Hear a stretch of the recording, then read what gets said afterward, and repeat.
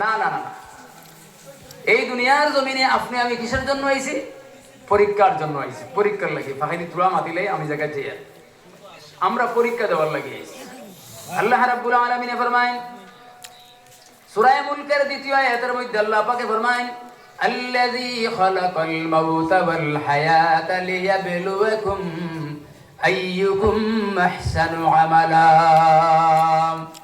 আল্লাহ রাব্বুল আলামিন বলেন, আমি হায়াত এবং মউত, আমি জীবন এবং মৃত্যু এই দুইটাকে এই জন্য সৃষ্টি করেছি।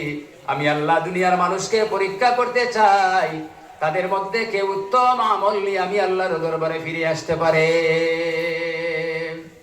এই জন্যই দুনিয়ার জমিনও আপনার আমার আওয়া। আল্লাহ পাক ফরমায়েন ইন্না জাআলনা মা আলাল আরদি যিনাতাল লাহা লিনাবলুয়াহুম আইয়ুহুম আহসানু আমালা। জন্মের পরে একটু একটু বড় হয়ে দেখলাম আমরা দুনিয়ার কাছে দেখলাম এই দুনিয়া তো সুন্দর, একদিকে সাগর, একদিকে মহাসাগর, একদিকে পাহাড় পর্বত, একদিকে খাল বিল নদী নালা,